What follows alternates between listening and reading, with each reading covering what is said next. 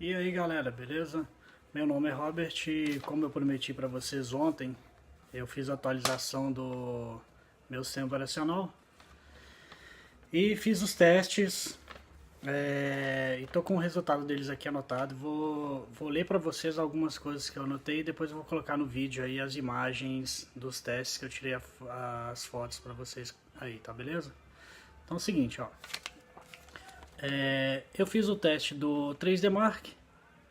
Fiz o teste do PASMark, mas eu fiz só o teste do CPU Mark, eu não fiz o PASMark inteiro. E fiz um teste com o NovaBank. No teste do 3D Mark, antes da atualização eu pontuei em 1142. Para gráfico, né, porque o meu computador não tem GPU, a GPU dele não tem aceleração gráfica, é a GPU que vem é a Intel Graphics 3000, que vem no notebook padrão, tá?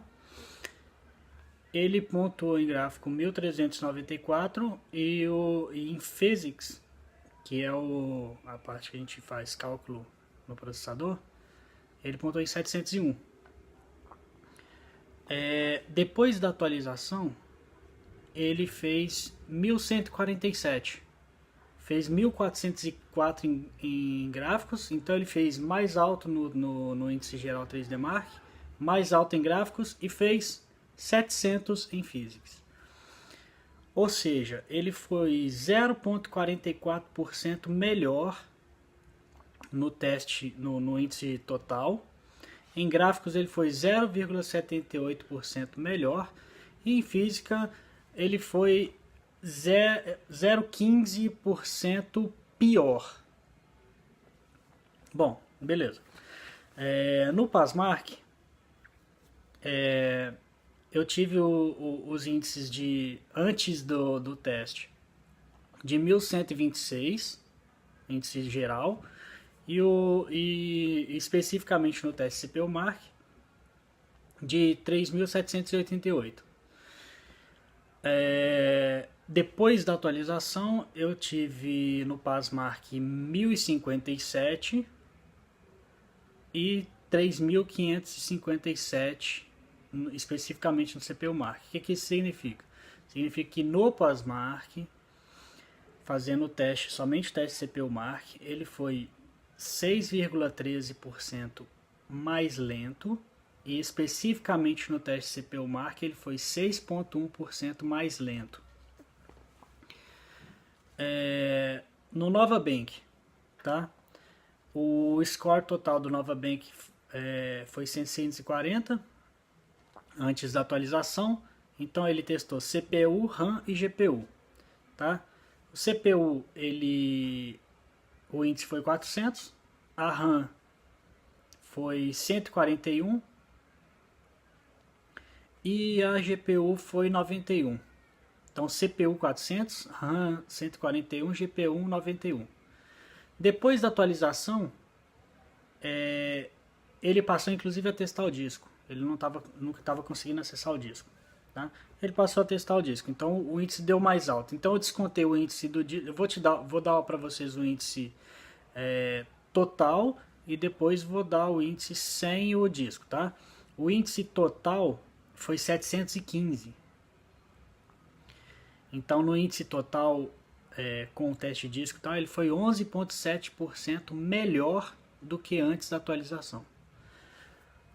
Tirando o índice do disco, que deu 29, ele caiu para 688, que significa que ele foi 7,5% melhor do que antes da atualização.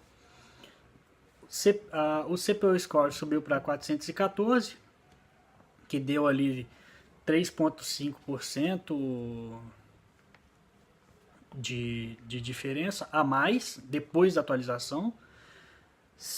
A RAM ficou em 159, que deu uma diferença de 12,7% a mais de pontuação.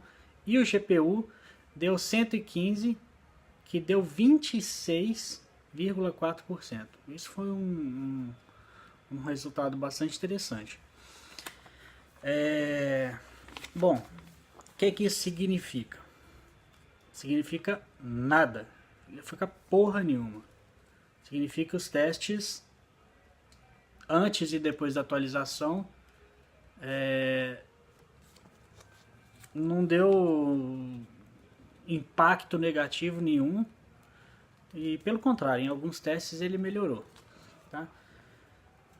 No CPU Mark ele tem uma forma um pouquinho diferente de fazer os testes, então pode ser que alguns tipos de aplicações que usem muita chamada de kernel, chamada de sistema, vão ter degradação de desempenho. Acredito eu, tá, que quanto mais chamada de sistema a aplicação fizer, mais ela vai ser impactada. Porque ela vai ficar trocando de contexto o tempo todo. Tá? Isso é uma coisa. Teste do 3D Mark.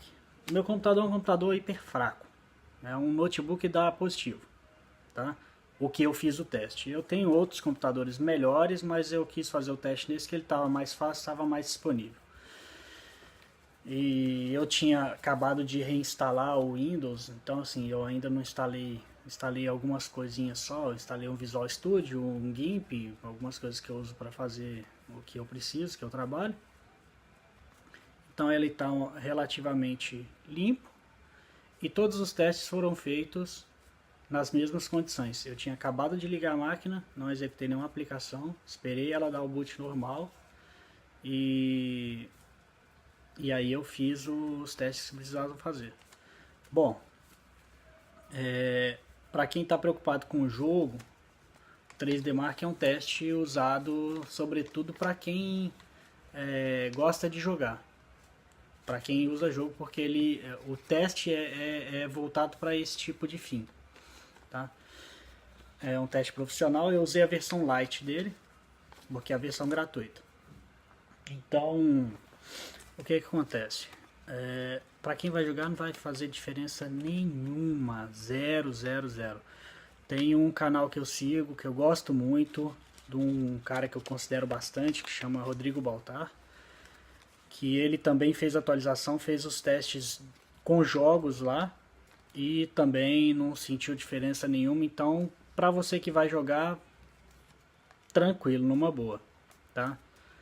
Até porque provavelmente é por causa da questão de chamadas de sistema que as aplicações do tipo jogo fazem pouco, então por isso elas são pouco impactadas com isso. Tá? Bom, isso só significa o seguinte: vale a pena, façam a atualização e de repente vocês podem ter até uma boa surpresa e quem sabe até uma melhora, tá? Então assim, façam a atualização, testem, cada caso é um caso. Os valores dos benchmarks que eu fiz, eles não são absolutos, nenhum benchmark que você vai fazer vai ser absoluto. Hoje você pode fazer um teste, ele dá um índice, daqui 10 minutos você faz o mesmo teste, ele dá outro índice. Isso é normal porque o comportamento não é padrão, tá? Nem sempre a memória está exatamente com os mesmos endereços ocupados e com as mesmas informações carregadas. Então, nenhum benchmark vai dar um teste, todas as vezes que você usar vai dar exatamente o mesmo valor, tá? Nem jogo, às vezes você pega um jogo, ele dá um frame rate agora sei lá, de 120, aí se você jogar de novo ele vai dar 119, se jogar de novo vai dar 121, então assim, a gente faz uma média, tá? Com relação às informações que eu passei no primeiro vídeo, como eu tinha poucas informações, o que acontece? O problema do processador da Intel, que atinge só o processador da Intel e que causa esses problemas, ele foi apelidado de Meltdown, tá? Já tem um monte de coisa aí escrita e tal, inclusive os descobridores dele fizeram um artigo, existe um site, vou colocar aqui na descrição, e para vocês consultarem se vocês quiserem ver como é que é tecnicamente o que os caras escreveram, tá? Agora, a mídia está fazendo uma confusão, fazendo parecer que esse problema é o problema de todos os outros processadores. Não é. O problema que acomete os outros processadores é um problema que também foi descoberto por uma equipe, não necessariamente a mesma, e que eles nomearam o problema de Spectre. É um problema mais sério, mas é um problema mais difícil de explorar, tá? É um problema sério porque ele ataca a execução especulativa do processador, tá? Quem não sabe o que é execução especulativa, é mais ou menos assim. Lógico que existem várias formas de fazer, tem vários métodos de execução especulativa, mas grosso modo é assim. O processador ele identifica uma condição de desvio e aí ele usa uma técnica baseada em hardware para determinar qual caminho que ele toma, para prever qual caminho que ele vai tomar, tá? Então isso é execução especulativa. Bom, é isso. Eu acho que cumpri o prometido aí. E espero que vocês gostem do vídeo. Pretendo trazer coisas legais aí sempre que eu puder. Eu não tenho muito tempo para fazer vídeo, mas todas as vezes que eu puder fazer eu vou estar aqui junto com vocês aqui, galera. Valeu, até mais.